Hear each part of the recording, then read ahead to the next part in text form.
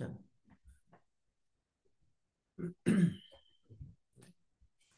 चल चल।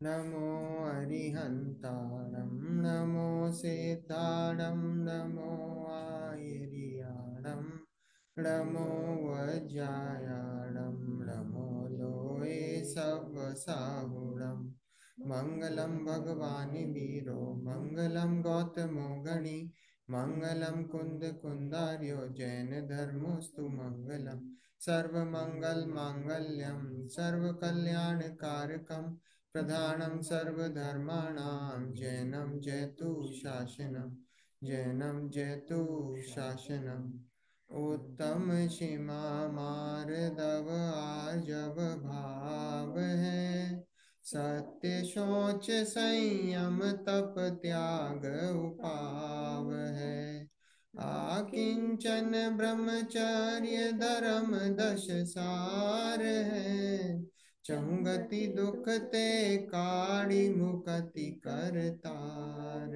है। 10 लक्षण धर्म का आज 5वां दिन उत्तम सत्य।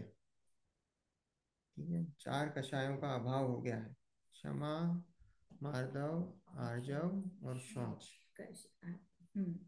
कषायों का अभाव होके ये प्रकट। हाँ, तो ये 4 कषायों का अभाव हुआ ना, तो 4 कषायों का अभाव हो गया, तो अब क्या है आगे?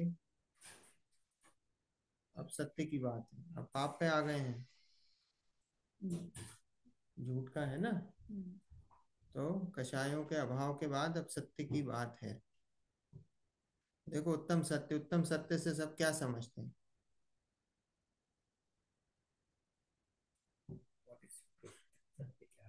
सत्य क्या है ना, एक तो ये आंसर आया सत्य क्या है, और व्यवहार से सत्य बोलना, वो भी वही वही वाली बात हो गई है ना। व्यवहार वाली बात हाँ, ये आत्मा हाँ, वाली बात तो है। अपन निश्चय बात तो वाली आत्मा वाली करेंगे। है। हाँ, है ना। देखो, निश्चय और व्यवहार दो दो तरीके से इसके टुकड़े करेंगे। एक तो व्यवहार की बात हुई जो आप दोनों ने बोली, मैंने निश्चय बात निश्चय वाली सत्य क्या है उन्होंने कहा, सत्य क्या है? अपना केवल एक ही सत्य क्या है, हाँ, अपना सत्य क्या है? स्वरूप, सच्चा स्वरूप जानना। हाँ, अपना जो सच्चा स्वरूप है, सत्य वस्तु। देखो, वस्तु का स्वरूप क्या है? सत्य द्रव्य लक्षणम। सत्ता जो है वो द्रव्य का लक्षण है। कोई भी वस्तु है उसका लक्षण क्या है? सत्ता। सत्ता मीन्स है, एग्जिस्टेंस। कोई भी वस्तु है उसका लक्षण क्या है? उसका अस्तित्व। हमारे यहाँ वस्तु कैसी है? कोई भी वस्तु जो होती है उसका एग्जिस्टेंस होता है, और उस एग्जिस्टेंस को आप खत्म नहीं कर सकते। वस्तु का नाश नहीं होता। वस्तु जो है, वस्तु का कभी नाश नहीं होता, उसका एग्जिस्टेंस हमेशा रहता है। फॉर्म बदलता रहता है, तो जो फॉर्म है वो पर्याय है, वो फॉर्म है वो पर्याय है। तो अभी अब अगर हम दो तरीके से टुकड़े करेंगे तो निश्चय रूप से तो जो सत्य है, जो सत्तापना है, वही सत्य है, वही सत्य है। और वही उस सत्ता को स्वीकार कर लेना। जब उस सत्ता को स्वीकार कर लेते हो तो जीव की पर्याय में वीतरागता उत्पन्न होती है, और उस वीतराग रूप परिणाम को उत्तम सत्य धर्म बोला गया। जो वस्तु है, वस्तु की सत्ता है, और उस वस्तु की सत्ता को स्वीकार कर लेना कि भाई जो वस्तु है उस वस्तु की सत्ता है, और उस वस्तु का कभी नाश नहीं हो सकता। तो वस्तु की सत्ता को स्वीकार करना, तो वास्तव में वही सत्य है। जो जैसा है वैसा ही है, इसमें कोई हेर फेर नहीं। हाँ, जैसा स्वरूप है वस्तु का, उस वस्तु को वैसा स्वीकार कर लेना। उस स्वीकारता का नाम जो है, वो जब स्वीकार होता है तो कहाँ स्वीकार होता है? वो पर्याय में स्वीकार होता है। वो स्वीकार कहाँ होता है? वो पर्याय में होता है, क्योंकि पर्याय स्वीकारती है। स्वीकारती कौन है? पर्याय है। और वस्तु जो स्वीकार कर रहे हो वो क्या है? वो द्रव्य को स्वीकार कर रहे हो। वो जो द्रव्य है, उस द्रव्य को जब पर्याय स्वीकार करती है तो वो जो पर्याय स्वीकार करती है उस पर्याय में वीतरागपना उत्पन्न होता है, और वो जो वीतरागपना उत्पन्न होता है उसी का नाम उत्तम सत्य धर्म है, क्योंकि उसी का नाम सम्यक दर्शन है। उसमें उत्तम लगा ना, तो सम्यक दर्शन पूर्वक वस्तु की सत्ता का स्वीकार करना, उसका नाम उत्तम सत्य धर्म है। देखो थोड़ा सा इसमें यह है कि थोड़ा जिसने स्वाध्याय करा हो उसको समझने में थोड़ी आसानी होगी, है ना। जिसने पहली बार सुना एकदम से उसको थोड़े नए भी शब्द लग सकते हैं, और उसको समझने में भी थोड़ी सी प्रॉब्लम आ सकती है, स्पेशली बच्चों को, कि भाई किस अपेक्षा से कौन सी बात कह रहे हैं। पर लॉजिक यही है कि जो वस्तु है, वस्तु को उसका सतपना, सतपना मतलब उसका अस्तित्व, उस अस्तित्व को स्वीकार करना, वो वास्तव में वो उत्तम सत्य है। देखो वस्तु में कोई भी असत्यपना होता ही नहीं है, वस्तु में झूठ होता ही नहीं है। वस्तु तो जैसी है वो ऐसी है, उसमें कोई झूठ नहीं होता। झूठ किस में होता है? झूठ हमारी मान्यता में होता है, झूठ हमारे ज्ञान में होता है, झूठ हमारे शब्दों में होता है। वस्तु में कभी भी झूठ नहीं हो, वस्तु में कभी भी असत्य होता ही नहीं है। जैसे एग्जाम्पल। जैसे एग्जाम्पल है, मैंने बोला गधे के सींग। हम्म। गधे के सींग होते हैं। अब आप बताओ गधे के सींग होते हैं कि नहीं होते? सोचना पड़ेगा। हम्म? नहीं। गधे के सींग होते हैं कि नहीं होते हैं? ना, कान होते हैं उसके तो। हाँ। डोंकी क्या? गधा समझते हो?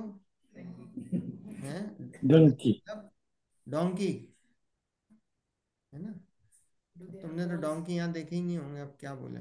चलो डोंकी नहीं, कुत्ता। हाँ, कुत्ता गधे के तो कुत्ते को सींग नहीं देखे? होते। हाँ, सींग मतलब समझो हॉर्न, है ना। जो जो कुत्ते होते हैं, कुत्तों के सींग होते हैं कि नहीं होते हैं? ना। आपने देखे कभी किसी ने कुत्ते के सींग देखे हैं? कहाँ देखे बता, है ना। पर मैं बोलूँ होते हैं। मैं भी हम्म। कुत्ते के सींग ड्रॉ करके दे देता हूँ आपको, कुत्ता बना देता हूँ और उसके सींग बना देता हूँ। करने को तो कुछ भी कर दो। है? तो इसका मतलब वस्तु तो जो है वो है, वस्तु में कोई फेरबदल नहीं है, वस्तु तो जो है सो है, उसमें कोई झूठ और सत्य नहीं है। वस्तु तो जो है सो है। हमारी मान्यता में, हमारे ज्ञान में और हमारे शब्दों में सच और झूठ है। वस्तु तो जैसी है वो वैसी है। पर्याय झूठी हो सकती है। पर्याय भी जो है सो है। पर्याय भी जैसी कि जो है सो है, मतलब जो आ रही है वो, हाँ, है ना। तो वो जो है सो है। अब जैसे हमने बोला मिथ्यात्व, अब देखो इसमें चले जाओगे तो मिथ्यात्व विथ्यात्व भी कुछ नहीं होता। क्यों नहीं होता है?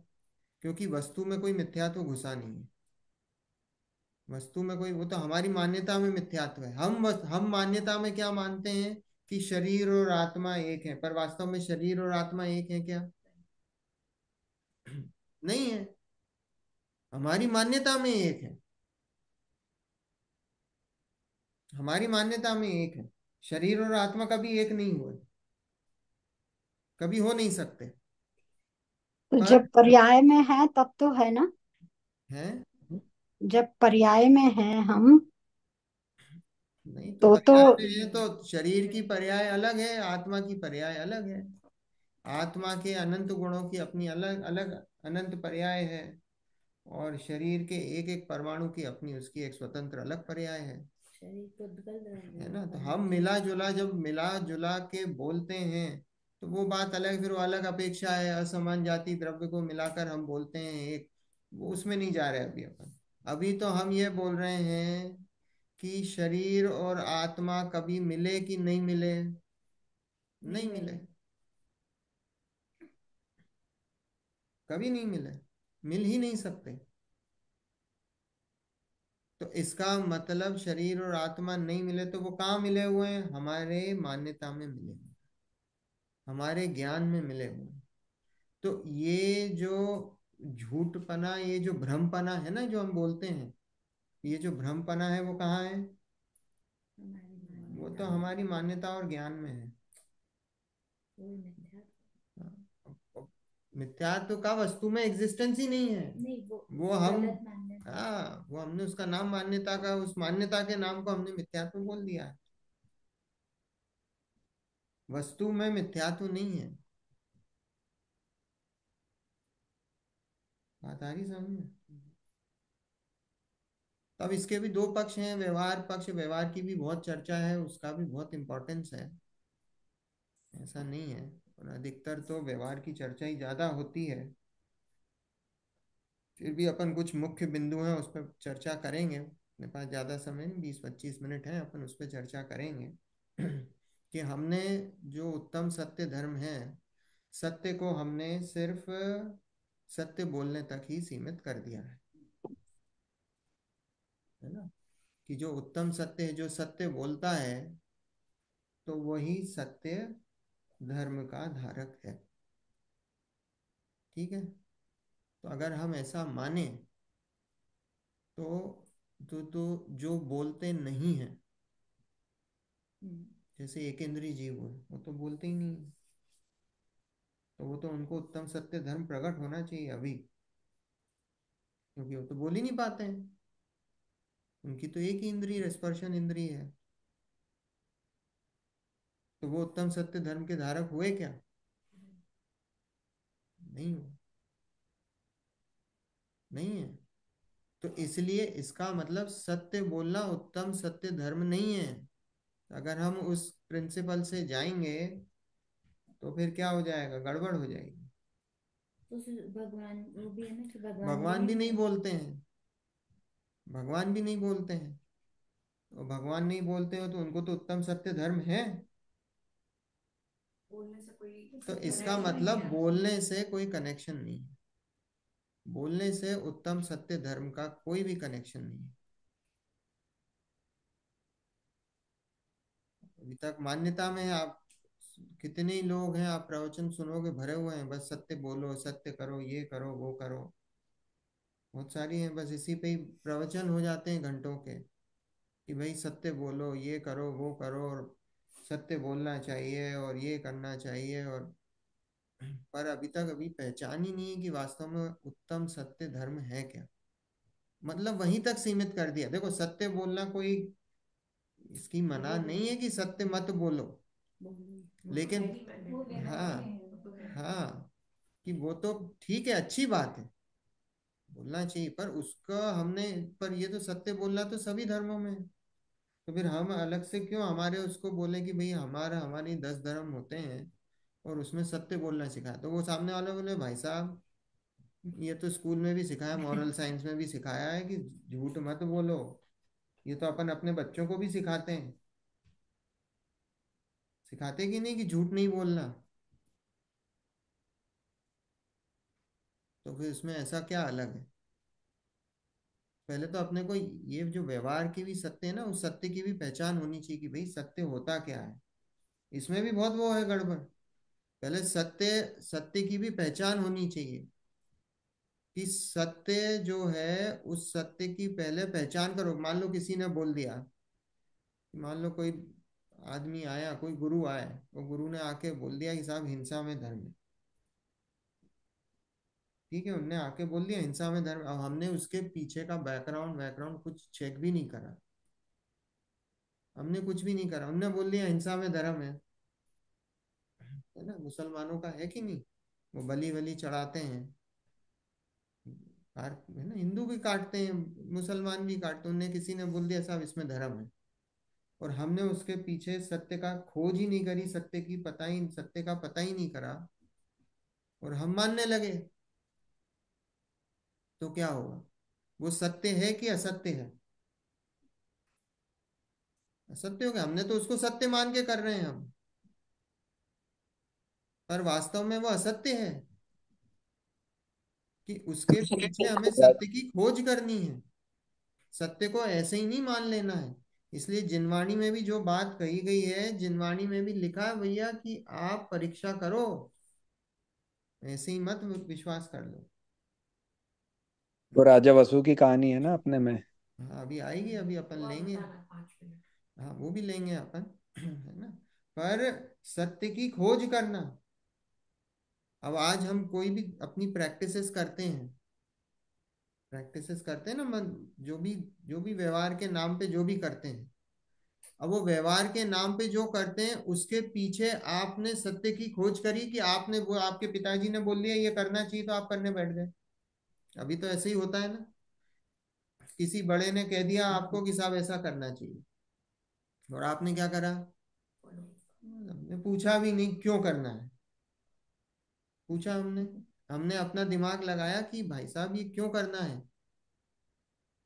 हमने ना दिमाग लगाया ना कुछ, हमने मान लिया वो सच है।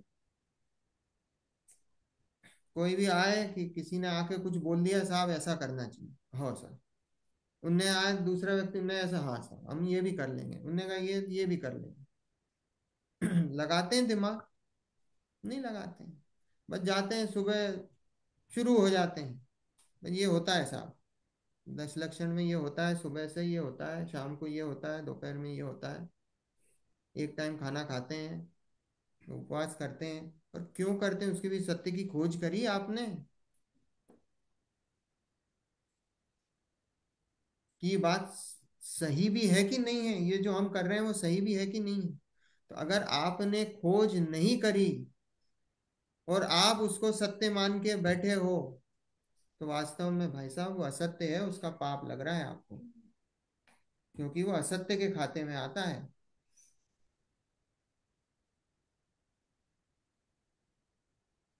तो इसलिए अपने को तो अभी इतनी भी वो नहीं है कि हम सत्य की खोज करें, सत्य की खोज भी नहीं करते हैं, और बस जो चल रहा है उसको बिना सोचे समझे फॉलो करते हैं। किसी ने जो बोल दिया वो बोल दी, उसको क्वेश्चन भी नहीं करते हैं। इसको समझ नहीं आ रहा तो मैं इसको सिर्फ एक एग्जांपल दे रही हूँ। जैसे किसी ने तुम्हें बोल दिया कि ये डोनट खा लो, उसमें नहीं है, तुम खुद पढ़ोगे ना, पता करोगे कि है कि नहीं है, if you should eat it और नॉट, तो वो एक्सप्लेन कर रहा है। है ना, अपने को पता, खुद खुद अपने को पता लगाना है। मान लो कोई टीचर है, टीचर ने कुछ आइसक्रीम दे दिया आपको, और आइसक्रीम दे दी और बोल दिया कि साहब इसमें ये वेजिटेरियन है, और आपने उसको बिलीव करके खा ली। अब आपने तो बिलीव करके खा ली, और टीचर ने, आपने तो टीचर की बात मान ली, पर आपको खुद चेक करना है कि भाई वो उसमें वो बात सही है कि नहीं है जो टीचर ने बोला है। नहीं नहीं तो पाप आपको लगेगा। क्यों लगेगा? क्योंकि आपने जो ट्रूथ है उसका पता नहीं लगाया। तो इसलिए सत्य को पहचानने के लिए सत्य की खोज भी जरूरी है। पर ये दोनों ही उत्तम सत्य धर्म में नहीं आते हैं, ये व्यवहार की बात है। अपने को इतना ख्याल में होना चाहिए कि भाई सत्य जो है, सत्य को ऐसे ही नहीं स्वीकार कर लेना कि किसी ने भी बोल दिया और हमने उस चीज को मान लिया सत्य समझकर। ठीक है, मैं भी जो बात कह रहा हूँ उस पर ही विश्वास मत करना भाई, सामने जिनवाणी रखना और जिनवाणी से उसको मिला के देखना। क्योंकि अपन तो जिनवाणी की बात, अपन तो जिनवाणी सामने रख के बोलते हैं, फिर भी मिला के देखना, विश्वास मत करना कि भाई बात सही है कि नहीं है, सत्य बोल रहे हैं कि नहीं बोल रहे हैं, तो उसका मेल करके देखना। अपने पढ़ा तो था वो, कि गुरु की भी परीक्षा करते हैं, गुरु के लिए क्या क्राइटेरिया है। जब गुरु की परीक्षा अरे की अभी बात है तो पिछला प्रकाशक में सब चर्चा चली है। सब चर्चा चल चुकी है। एग्जैक्टली। गुरु को भी ऐसे ही थोड़ी मान लेना। सारी वो सारी चर्चा हो है, सारी जिनवाणी में सब है। देखो अपन इसमें से नहीं, इधर है ना अपने पास से, कौन सी 10 धर्म इसमें नहीं है मेरे पास, इसमें नहीं। तो 10 लक्षण पूजा, चल 10 लक्षण पूजा में से लेते हैं अपन उत्तम सत्य। कठिन वचन मत बोल, पर पर निंदा निंदा अरु झूठ तज। झूठ तज, साच जवाहर खोल, सतवादी जग में सुखी। कठिन वचन मत बोल। देखो सच में ये भी है कि कठिन वचन, देखो चार चीजें बताई हैं, चार चीजें व्यवहार में बताई हैं। एक तो सत्यानुव्रत, एक सत्य महाव्रत, एक भाषा समिति और एक वचन गुप्ती, चार चीजें बताई हैं। ये जब सत्य महा इसकी चर्चा आती है, उत्तम सत्य धर्म की, तो व्यवहार के खाते में ये चार चीजों, चार बातों की चर्चा आती है। एक तो सत्य महाव्रत, तो सत्य महाव्रत किसके होते हैं? मुनिराज मुनिया। के। मुनिराज के होते हैं ना 28 मूल गुण, तो उसमें सत्य महाव्रत होता है। पांच महाव्रत होते हैं, अहिंसा, सत्य, अचौर्य, अपरिग्रह, ब्रह्मचर्य, तो उसमें सत्य महाव्रत। फिर एक सत्यानुव्रत, ये किसके होते हैं? पांचवें गुण स्थान वाले जो जीव होते हैं, श्रावक होते हैं, जो प्रतिमाएं लेते हैं, उनके सत्यानुव्रत होता है। अनुव्रत होते हैं ना, उनके छोटे व्रत होते हैं, तो वो जो श्रावक होते हैं उनके सत्यानुव्रत होता है। फिर एक भाषा समिति होती है, तो भाषा समिति किसकी होती है? मुनिराज की होती है। पांच समिति होती ना, ईर्या, भाषा, ऐष्णा, आदान, निक्षेपण, प्रतिष्ठापन, उसमें भाषा समिति है। तो भाषा समिति में कैसा कि भाई हित मित प्रिय वचन बोले। देखो सत्य महाव्रत में क्या होता है कि जो सूक्ष्म भी झूठ नहीं बोलेंगे, सूक्ष्म भी झूठ नहीं बोलेंगे। सूक्ष्म मतलब छोटा भी, सूक्ष्म मतलब छोटा भी, छोटा भी झूठ नहीं बोलेंगे। और मतलब और जो उसके नीचे जो होगा, जो अनुव्रत। अणुव्रत, तो उसमें सूक्ष्म अलाउ है, स्थूल वाले नहीं बोलेंगे। जो बड़े बड़े झूठ है वो नहीं बोलेंगे, छोटे अलाउड है। ठीक है, जैसे धंधा व्यापार करते हैं, तो धंधा व्यापार करते हैं ना पांचवें गुण स्थान वाले, तो उनको ऐसे सूक्ष्म वाले अलाउ हैं। जैसे अब आप कोई सामान बेच रहे हो, अब आया तो बोले कि साहब अरे ये इतने की तो मेरी लागत पड़ी। बोलते ना कि भैया चलो, आप मान लो फोन बेच रहे हो, तो वो आया, उसने नेगोशिएट करा, उसने कहा साहब 1000 रुपये दूंगा। अरे साहब 1000 तो मेरी लागत पड़ी, अब वो भले ही 900 रुपये की उसकी लागत हो, है ना। तो वो ऐसा सूक्ष्म, पर ऐसा भी नहीं कि वो 200 की लागत का 1000 में भी, ठीक है, वो भी उसमें भी ऐसा नहीं खूब डाकू वाला काम करे वो, है ना। तो ऐसा अलाउड है। फिर भाषा समिति, भाषा समिति मतलब ये मुनिराज की होती है। मुनिराज कैसे होते हैं? हित मित प्रिय वचन बोलते हैं। हित मित प्रिय मतलब हितकारी, मित मतलब कम। मुनिराज कैसे होते हैं? बिल्कुल कम बोलते हैं, आपस में भी कम बोलते हैं, आपस में भी कम बोलते हैं। क्यों? क्योंकि ज्यादा बोलेंगे तो फिर कषाय होगी, और इतना समय कहाँ है, वो तो अपनी आत्मा में लगे हुए हैं।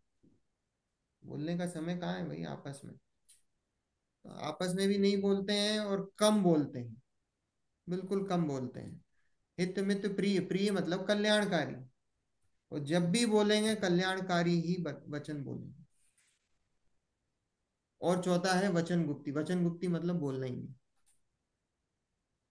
ये भी मुनिराज की होती है। मन वचन काय की गुप्तियां होती है ना, 3 गुप्तियां, तो गुप्ती में मतलब चुप हो जाएंगे। ठीक है, तो ऐसी ये चार चर्चा आई है। तो यहाँ लिखा है कठिन वचन मत बोल। कठिन मतलब किसी के लिए कठोर वचन नहीं बोलना। किसी का दिल दुखे, ऐसे सच बोलने से जिसका सामने वाले का दिल दुखे, है ना, तो ऐसे वचन नहीं बोलना। हम्म, कठोर वचन नहीं बोलना। और पर निंदा अरु झूठ तज, दूसरों की निंदा और झूठ को त्यागो। वही है ये तो, मुनियों के हिसाब से है ज्यादा कि भाई मुनिराज तो वैसे ही वचन गुप्ती, भाषा समिति और वो सब उसका पालन करते हैं। तो पर निंदा और झूठ तज, साच जवाहर खोल, सतवादी जग में सुखी। जवाहर मतलब रत्न। ये जो उत्तम सत्य वाले कैसे होते हैं? सच, जो सच बोलने वाले होते हैं ना, साच, वो कैसे होते हैं? रत्नों के समान होते हैं। सच बोलने वाले रत्नों के समान होते हैं, और जो सत्यवादी मतलब सत्य बोलने वाले जग में सुखी देखे जाते हैं, सुखी होते हैं।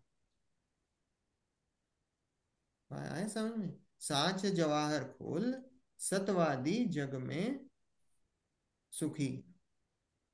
उत्तम सत्य व्रत पालीजे, पर विश्वास घात नहीं कीजे। साचे झूठे मानुष देखो, आपन पूत स्वपास न पेखो। उत्तम सत्य व्रत पा लीजिए, उत्तम सत्य व्रत को धारण करो, उत्तम सत्य व्रत पा लीजिए, पर विश्वास घात नहीं कीजिए, विश्वासघात नहीं करो दूसरों की। साचे झूठे मानुष देखो, आपन पूत स्वपास न पेखो। जो जगत में कैसे सच्चे झूठे मनुष्य देखने में आते हैं, और जो झूठे होते हैं, वो झूठे जो मनुष्य होते हैं उनके बच्चे भी उन पर विश्वास नहीं करते हैं। आपन पूत स्वपास न पेखो, मतलब जो उनके जो झूठे होते हैं उनके बच्चे भी उन पर विश्वास नहीं करते, नहीं करते हैं। अपन पूछ अपने पूछ। है ना? अब अभी देखो, अपने बच्चों से अगर झूठ बोलेंगे तो अपने बच्चे ही बोलेंगे तो झूठ बोलते हैं, बोलते हैं ना। कई बार होता है ना ऐसा, आप घर पे हो, फोन आ जाए, बोल दो है ही नहीं पापा।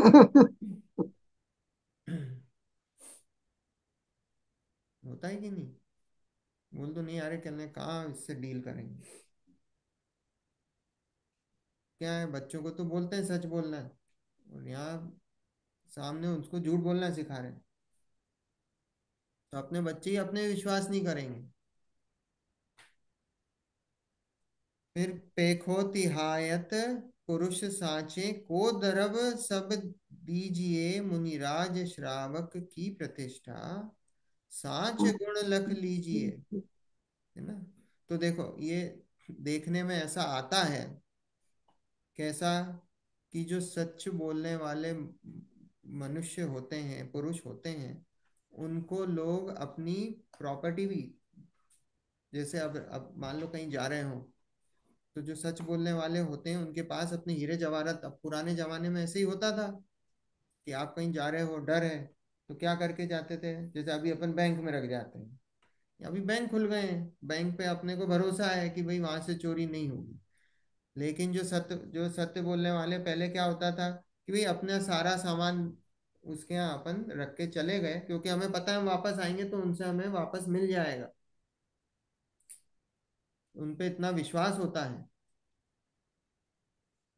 तो पैखो तिहायत पुरुष साचे, को दरब सब दीजिए। दरब मतलब समझे? दरब मतलब ये जो अपना जो भी है, सोना। रुपया पैसा जो सारा कुछ है, सोना चांदी, वो सब दरब में आया।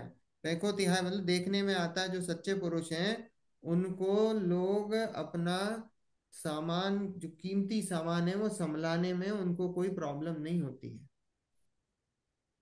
सत्यता की इतनी वो है। और मुनिराज श्रावक की प्रतिष्ठा, साच गुण लख लीजिए। तो मुनिराज श्रावक की प्रतिष्ठा को कैसे प्राप्त होते हैं? जो सत्य, जो धर्म है उसको अंगीकार करते हैं, जो सत्य गुण को धारण करते हैं, वो प्रतिष्ठा को प्राप्त होते हैं। फिर ऊंचे सिंहासन बैठे वसु नृप, धर्म का भूपति भया। वच झूठ सेती नरक पहुंचा, सुरग में नारद गया। अब ये कहानी है, सुनी होगी सभी लोगों ने, एक आध बार तो सुनी ही होगी, या जिन्होंने नहीं सुनी है उनको 2 मिनट में सुना देते हैं कि थोड़ा इंग्लिश पता। हम्म, समझ जाएंगे सब। कि एक राजा था ना, राजा तो समझते हैं ना, राजा किंग था। तो उस किंग का एक लड़का था, तो उस लड़के का नाम था वसु, और एक ब्राह्मण था। अब ब्राह्मण मतलब टीचर समझ लो।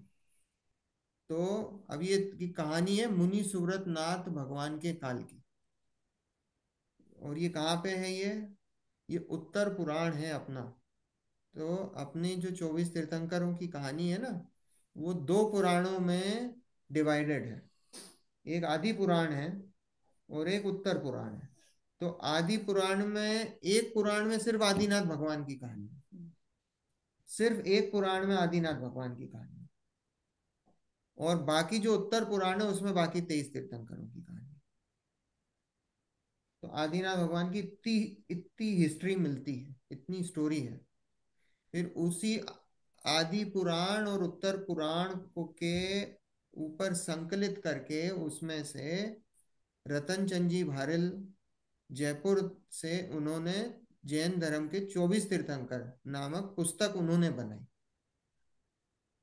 तो वो आदि पुराण और उत्तर पुराण तो बड़े बड़े हैं, बड़े बड़े हैं। ये उन्होंने, ये भी बड़ी तो है पर रीडेबल, बहुत इजी है, आप रीड कर सकते हो, 300-400 पेज होंगे।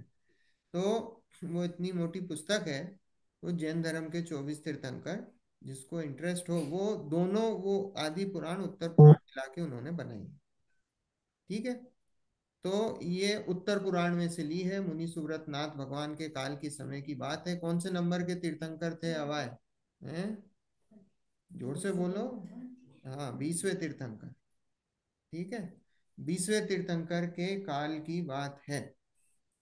तो अब वहां पे क्या बताया कि एक किंग था, किंग का एक पुत्र था, उसका नाम वसु था, पुत्र का नाम, बच्चे का नाम। और एक टीचर था, वो टीचर जो ब्राह्मण था, और ब्राह्मण के उस बच्चे का नाम पर्वत था। और एक और जो उनकी क्लास में, उन बच्चों की क्लास में एक और था, जो लड़का था, बड़ा शार्प था, उसका नाम नारद था। तो ऐसे ये 3 बच्चे एक ही क्लास में थे। ठीक है, अब मैं ब्राह्मण का नाम भूल रहा हूँ। तो वो 3 बच्चे वो उस टीचर की क्लास में थे। कौन? वसु, पर्वत और नारद। वसु राजा का लड़का, पर्वत ब्राह्मण का लड़का, वो टीचर का लड़का, और नारद किसी और थर्ड पार्टी पर शार्प था। वो तीनों दोस्त थे। पर उसमें ये था कि वसु और पर्वत वो थोड़े टेढ़े थे तो शार्प तीनों ही, पर थोड़े से टेढ़े थे, है ना। मतलब ऐसा था कि हाँ, शंकल प्रकृति के होते ना जो, तो वैसे थे। और ये बहुत एकदम स्टूडियस और वैसा बच्चा था नारद। अब क्या हुआ कि अब ये तीनों पढ़े, साथ में बड़े हुए। अब बड़े हुए तो राजा जो है अपना राजपाट छोड़ के वो जंगल में चले गए, दीक्षा ले ली, और अपना राज्य जो है वसु के नाम पर कर गया। और इधर जो है, जो टीचर थे ब्राह्मण, उनका देहांत हो गया, वो मर गए। अब वो मर गए तो अब वो जो टीचिंग थी वो पर्वत के हाथ में आ गई। अब पर्वत टीचर हो गए। तो अब वो पर्वत टीचर हो गए, अब वो पर्वत अपने हिसाब से पढ़ाने लगे, अपने हिसाब से इंटरप्रिटेशन चलने लगी उनकी। तो अब क्या हुआ कि कुछ ऐसा कोई शब्द आया। अब उसका बहुत विस्तार है उसमें उत्तर पुराण में तो, पर एक शब्द आया अज करके, अज, अज करके शब्द आया। और अज का अर्थ उन्होंने निकाला बकरा। और अज को यज्ञ आहुति में वो चढ़ा दो। तो इसका मतलब अज की बलि दो। ऐसी ऐसी बात उसने इंटरप्रेट करी। अब ये जब उन्होंने इंटरप्रेट करी, और उसका बहुत विस्तार है, उन्होंने 60,000 बकरों की बलि दी, और वो सारा सब कुछ है उधर उसमें उत्तर पुराण। अब क्या वो बात आई, नारद को पता लगी। अब नारद को पता लगी। अब नारद आए और नारद ने बोला कि भाई साहब आप ये गलत कर रहे हो, इसका ये अर्थ नहीं है।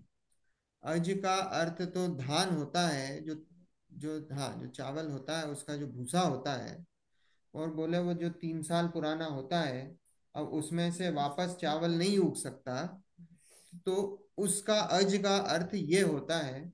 और आप जो है बकरा गलत। अब वो बकरे का अर्थ गलत, उनने कहा साहब, आपस में उन्होंने कहा कि ये तो ये यहाँ डिसाइड नहीं हो रहा, उन दोनों में बहस हो गई, उनने कहा ये गलत है, ये गलत है। उनने कहा आप कैसे डिसाइड करें? तो बोले साहब राजा के पास चलिए। ठीक है, अब राजा के पास जाएंगे। अब राजा के पास जाना था तो वो जो उसकी माँ थी पर्वत की, अब वो जब पर्वत की माँ थी तो पर्वत की माँ ने वसु से पहले वचन ले लिया था कि भैया, तुम्हारा जो, तुम्हें पूरा जो टीचिंग करी है वो मेरे पति ने करी है। और तुम्हें गुरु दक्षिणा में क्या दोगे? तुमने कहा साहब आप जो मांगोगे वो दूंगा। तुमने कहा भैया मैं इतना चाहती हूँ कि मैं कोई एक विश लेके आऊंगी, और अगर आप उस विश को फुलफिल करोगे तो मैं मानूंगी कि आपने गुरु दक्षिणा दी है। अब वो उनने कहा ठीक है साहब आप लेके आ जाना, जब आपका मौका पड़े अपनी विश में आपकी फुलफिल कर दूंगा।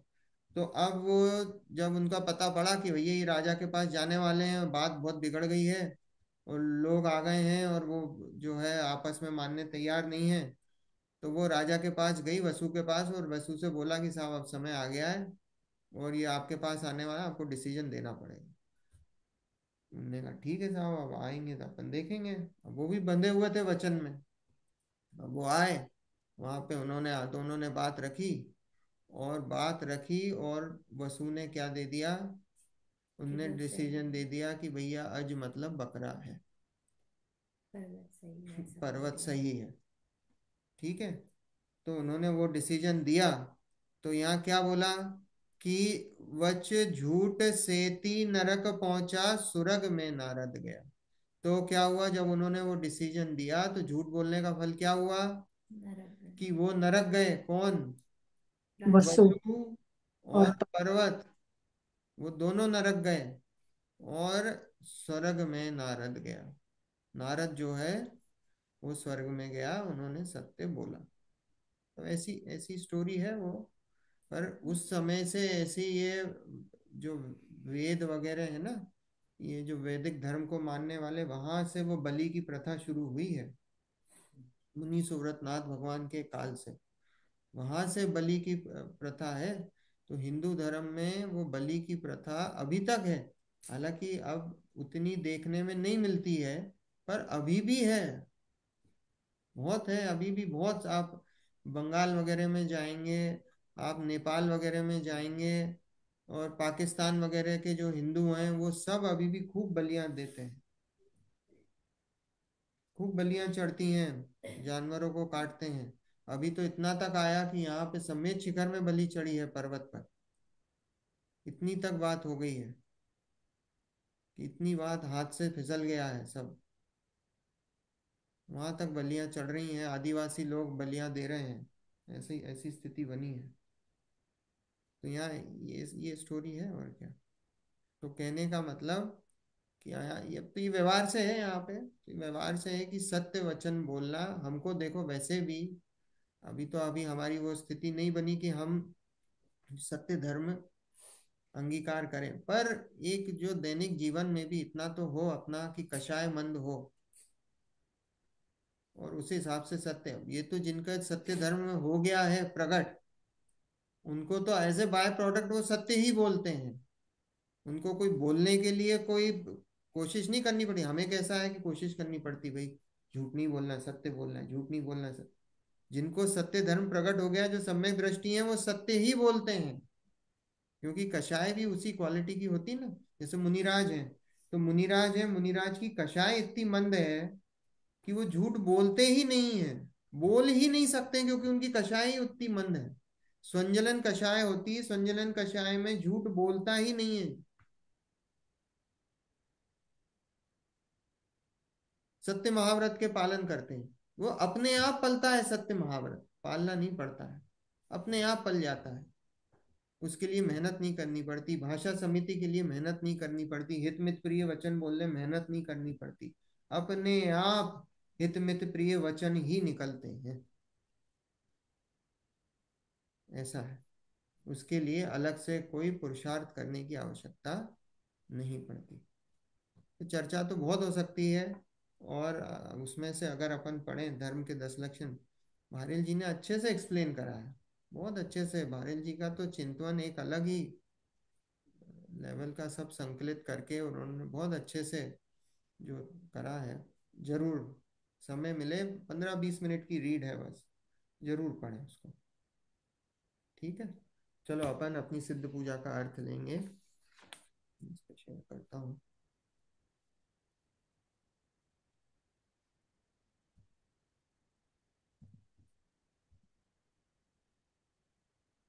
उनसे धूप का है ना, धूप का है ना, धूप का लेना है। देखो, तेरा प्रसाद महकता प्रभु अति दिव्य दशांगी धूपों से, अतएव निकट नहीं आ पाते कर्मों के कीट पतंग हरे। यह धूप सुरभि निर्झरणी मेरा, पर्यावरण विशुद्ध हुआ। छक गया योग निद्रा में प्रभु, सर्वांग अमी है बरस रहा। देखो, धूप का छंद है। धूप क्या करती है? धूप पर्यावरण जो होता है ना, उसको विशुद्ध करती है ना। धूप को जब जलाते हो तो क्या होता है? तो धूप भ्रांति जलाने से हुई जो मेरी। आपस के आसपास के जो भी जो कीटाणु वगैरह हैं, उसका वो कीटाणु मर जाते हैं, भाग जाते हैं, जो भी होता है। इसका मतलब ये नहीं धूप जला लेना, ठीक है। बहुत हिंसा है धूप जलाने में, महान हिंसा है। कल है ना। अब ये तो ठीक है, इन्होंने यहाँ पे ऐसा एग्जाम्पल दिया है, धूप ये काम करती है, ठीक है, और धूप का ही छंद है। पर यहाँ पंडित जी का कोई आशय नहीं है कि धूप जला लेना, ठीक है। धूप जलाना महापाप है, नरक जाने का काम है सीधा। अज्ञान दशा में जलाई हो तो जलाई हो, पर अभी प्रण ले लेना धूप कभी नहीं जलाना, बिल्कुल नहीं जलाना, वो भी मंदिर में। जो यहाँ अहिंसा और अहिंसा का जो सबसे बड़ा मंदिर है, वहां पे जाके हिंसा के काम करोगे तो कैसा कैसे होगा? तो देखो, तेरा प्रसाद महकता प्रभु अति दिव्य दशांगी धूपों से। तेरा प्रसाद मतलब, प्रसाद मतलब महल, चैतन्य रूपी महल। आपका जो महल है, चैतन्य रूपी महल, महकता किससे है? दिव्य दशांगी धूपों से। धूप किससे बनी होती है? धूप 10 पदार्थों से बनी हुई होती है। धूप जो बनती है ना, उसमें 10 पदार्थ मिलते हैं, और वो 10 पदार्थ मिलते हैं, उससे धूप बनती है। तो ऐसे 10 पदार्थों को यहाँ से कंपेयर करा है 10 धर्मों से, कि आपका जो चैतन्य रूपी महल है वो किससे बना हुआ है? इन 10 धर्मों से बना हुआ है।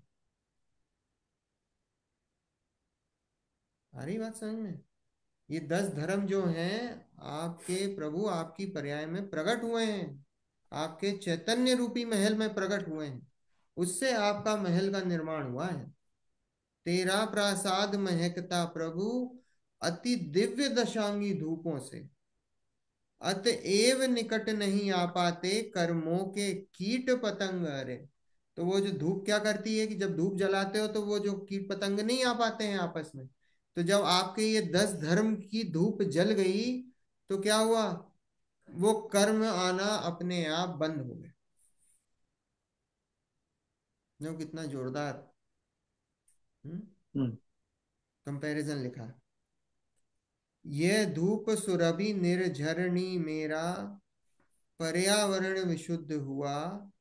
छक गया योग निद्रा में प्रभु, सर्वांग अमी है बरस रहा।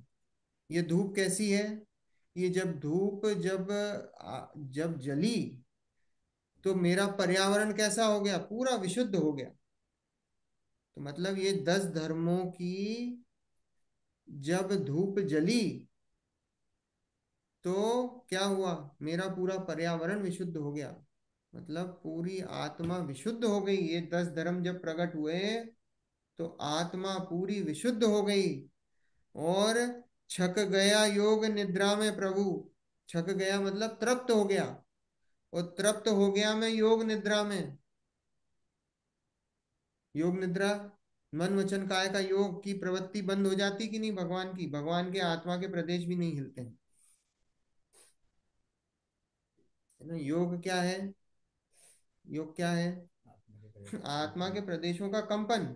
उसमें मन वचन काय के निमित्त से आत्मा के प्रदेशों का जो कंपन होता है उसको योग कहते हैं, मन वचन काय की प्रवृत्ति से।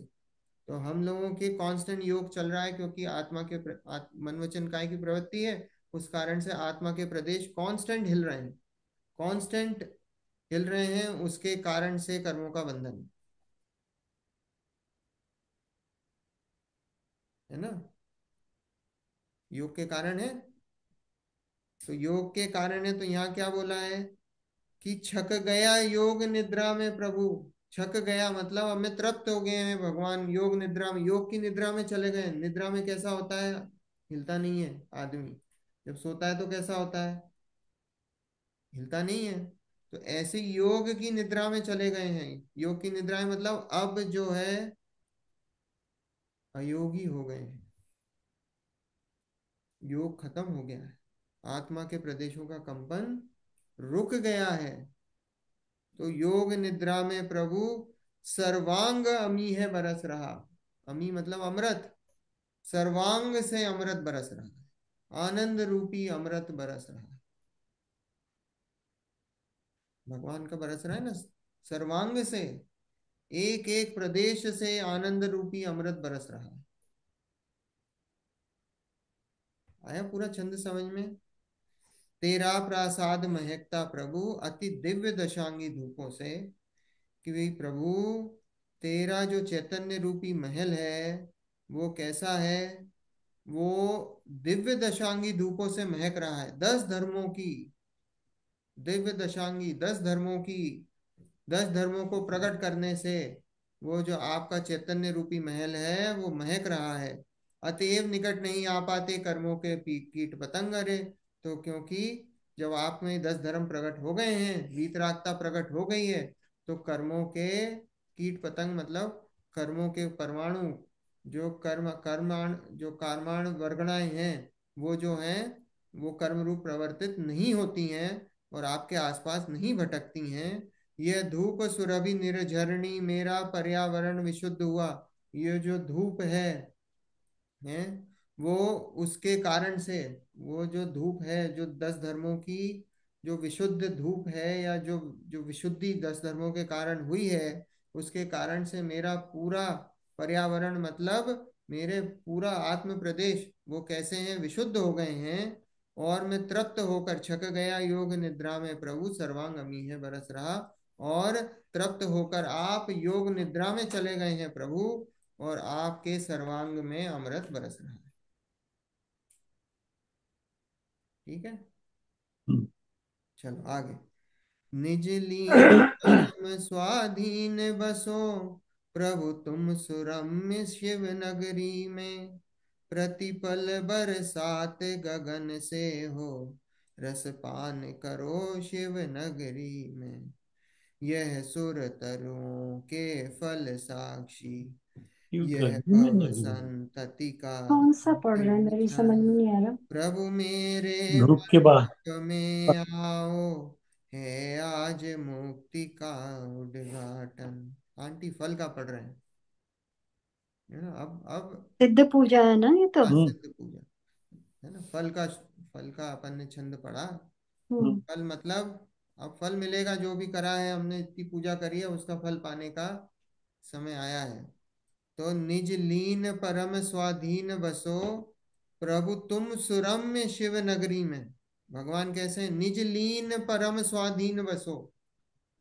निज में लीन है, स्वयं में लीन है, और परम स्वाधीन है, किसी भी प्रकार की अधीनता नहीं।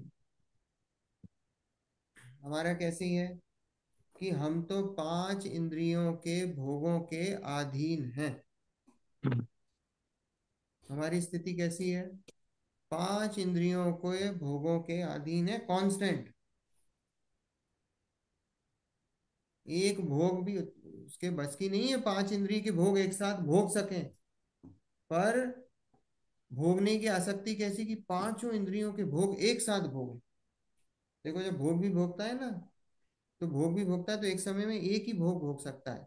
या तो स्पर्शन इंद्रिय का, या रसना का, या घ्राण का, या चक्षु का, या कर्ण, एक समय में एक ही तरह का भोग भोग सकता है। या तो स्पर्श का होगा, या रस का होगा, है ना।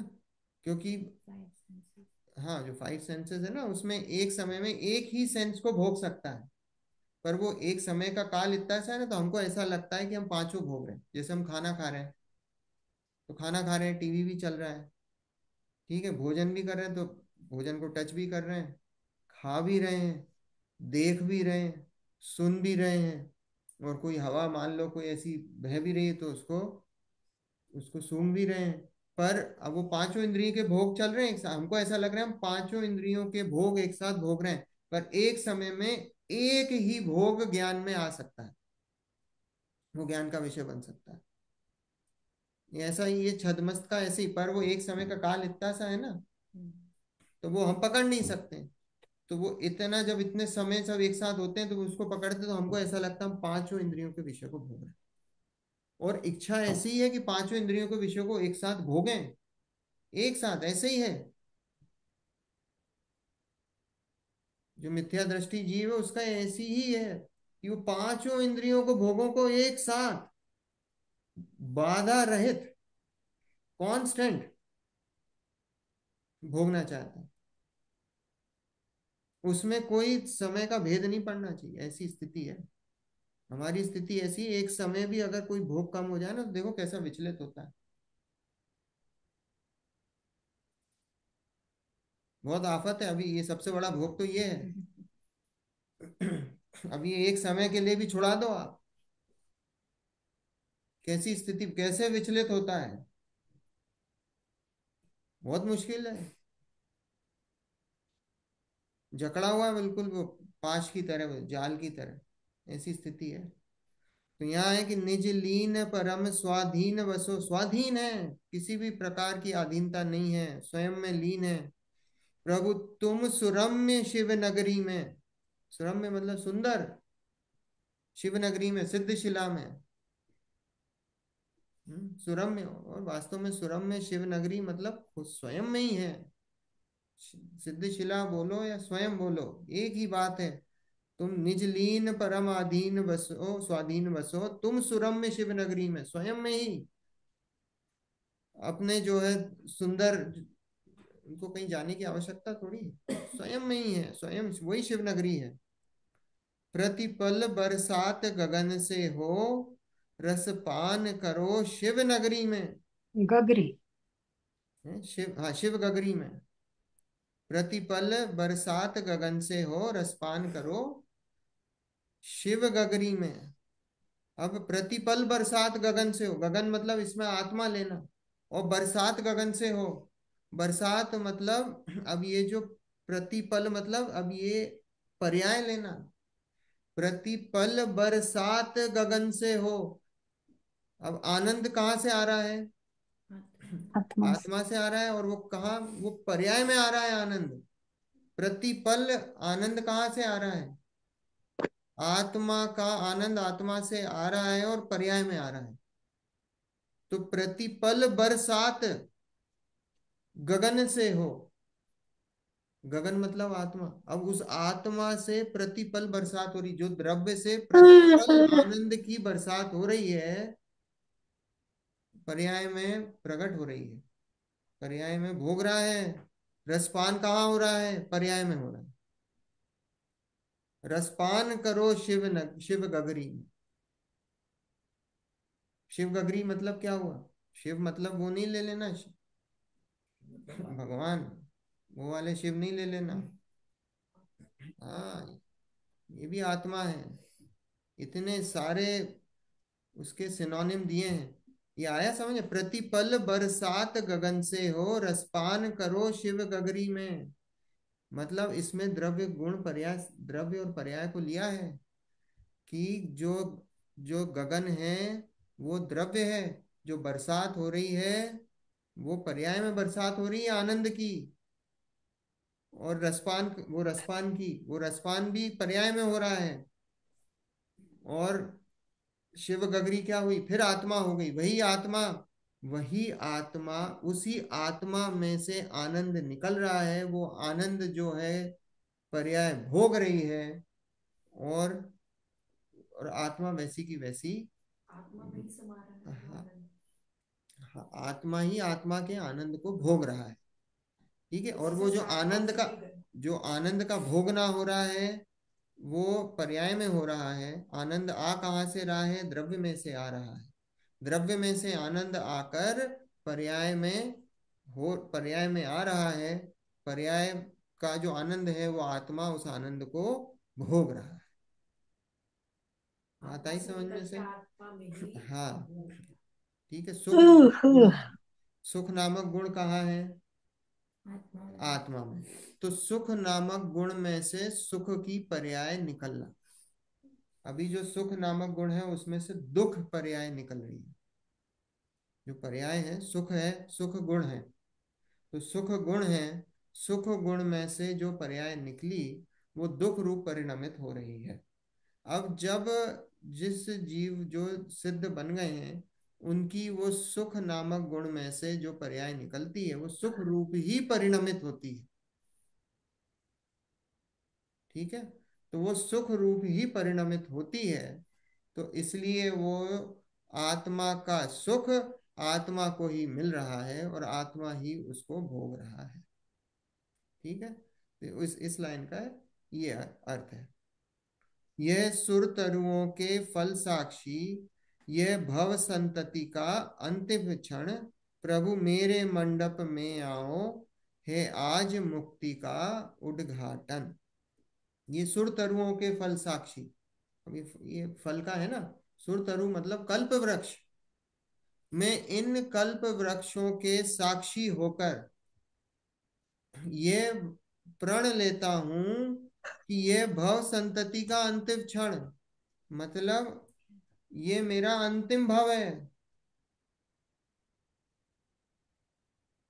इन कल्प वृक्ष के आगे मैं क्या करता हूँ? कल्प वृक्ष क्या करते हैं? कल्प वृक्ष आपकी सारी इच्छाओं को पूरा करते हैं। ठीक है, तो इन कल्प वृक्षों के आगे मैं साक्षी लेता हूं क्या? कि ये मेरा अंतिम भव है, भव संतति, ये मेरा अंतिम भव है, आगे मैं भव धारण नहीं करूंगा। और प्रभु मेरे मंडप में आओ, है आज मुक्ति का उद्घाटन। हम जब किस उद्घाटन करते हैं किसी भी चीज का तो किसी बड़े आदमी को बुलाते हैं ना, हम्म कोई भी चीफ गेस्ट आता है वो फीता काटता है। हम्म तो यहाँ हम चीफ गेस्ट में किसको बुला रहे हैं? भैया भगवान को, सिद्ध सिद्ध परमेष्टि को बुला के बोल रहे हैं भैया मेरे मुक्ति का आज उद्घाटन आप आके कर जाओ। आज मेरा जो है महल बन चुका है, आप आके उद्घाटन कर जाओ।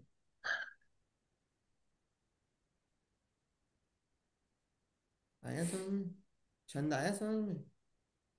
बहुत बहुत हम्म जोरदार है, बहुत ही जोर हम्म गजब के। इसका तो चाहो तो अपन ये तो एक ही इसी छंद के 1 घंटा अपन इसका पूरा कर सकते हैं।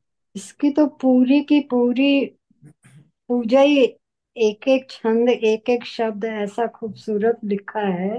गजब लिखा है, गजब भाव भरे हैं ना। वास्तव में पूजा करनी है तो ये पूजा है जिसमें से भाव निकलते हैं ऐसे जोरदार, हम्म, है ना। बहुत सुंदर। हाँ, देखो समय तो हो गया, 1 मिनट बचा है, अपना आगे का छंद पढ़ लेते हैं फिर आगे अपन करेंगे। अर्घ का जो आखिरी है। तेरे विकीर्ण गुण सारे प्रभु, मुक्ता मोदक से सघन हुए, अतएव रसा स्वादन करते, रे घनीभूति अनुभूति लिए, हे नाथ मुझे भी अब प्रति क्षण, निज अंतर वैभव की मस्ती, है आज अर्घ की सार्थकता, तेरी अस्ति मेरी बस्ती। बहुत सुंदर, आगे बहुत शानदार है ये भी, बहुत शानदार, है ना। कल लेंगे अपन इसको, समय हो गया है फिर लोगों के विकल्प हो जाते हैं, लेट हो जाओ तो। अब आखिरी दिन अगर ये पूजा नहीं होगी तो अपन आखिरी दिन भले 10 मिनट ज्यादा लगे, तैयारी से आना, मुझे है ना। विकल्प नहीं होते, मुझे पता है आप रोक नहीं पाते रोक हैं इसलिए पूजा इतनी अच्छी है। चलो, जिनवाणी स्तुति हमारे बोलेगा, बोलो निज निधि बोलो, चलो।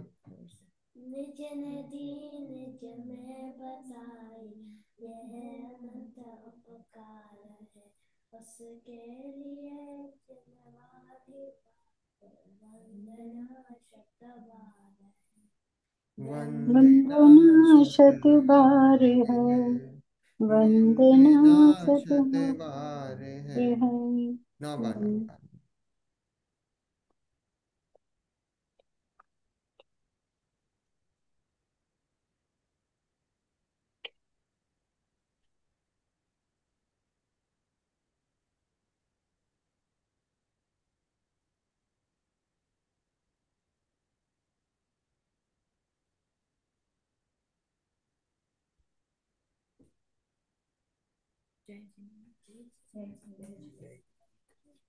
जय जिनेन्द्र। जय जिनेन्द्र। जय जिनेन्द्र। जय जनेन। जय जय जिनेन्द्र। जय जिनेन्द्र। जय जिनेन्द्र।